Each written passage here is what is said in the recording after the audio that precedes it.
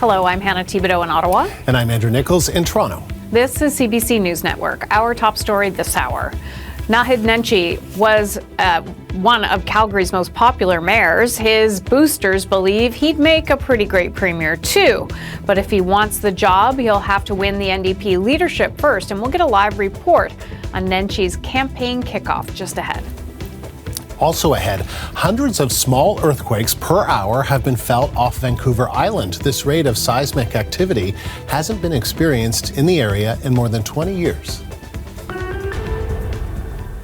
With some breaking news from Alberta, Calgary's former mayor, Naheed Nenshi, has made it official. He's running to take over for Rachel Notley as the new leader of Alberta's NDP. Nenshi made the announcement on social media just last hour. And he hopes to replace, as I mentioned, Rachel Notley. She announced her decision to step down in January, and that followed last year's election loss to Premier Danielle Smith. Let's go now to Aaron Collins, who covered Nenshi extensively as mayor and joins us now live from Calgary. This is fascinating. We all knew it was kind of coming, I guess. Yeah. Worst kept secret. Worst kept secret, absolutely. And yes, you're making me feel old. I was there the night he won back in 2010. I'm like, well, where does the time go? You were just really young. I wish that was true, but it's not. Anyways, we digress. Yeah, look, this is not a well-kept secret. Nenshi's name had been floating around, at least among the sort of chattering classes here in Alberta, for about the last month at least.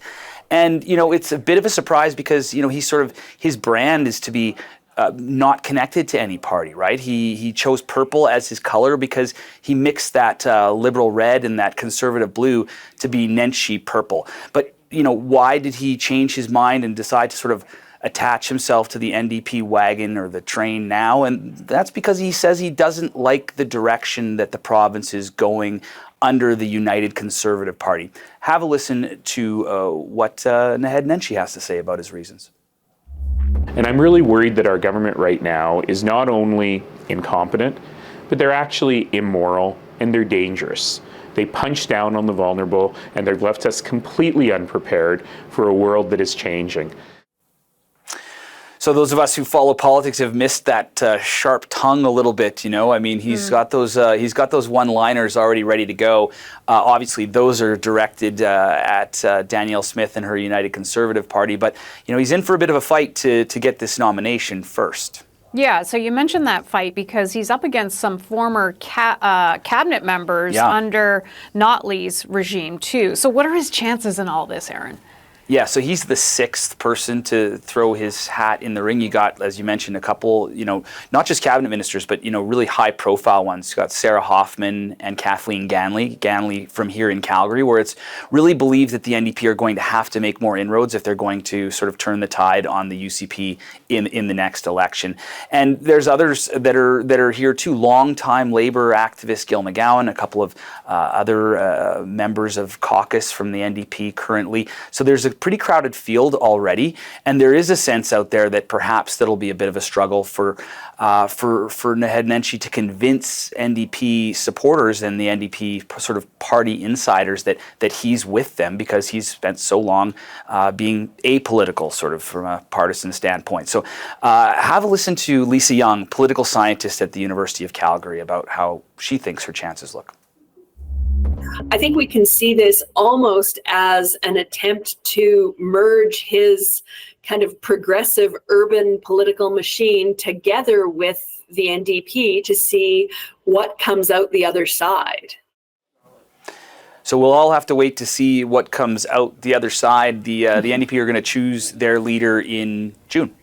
Okay, Aaron, because you're a senior reporter, not an old reporter, let me ask you this. How do you think he'd fare up against Danielle Smith, though? It's fascinating, right? Yeah. These folks have sparred in the past. If you sort of, and now I'm going to feel really, really old, but back when I was kind of at the University of Calgary as well, you're talking about way back in the 90s. You have to get in the time machine to get back then.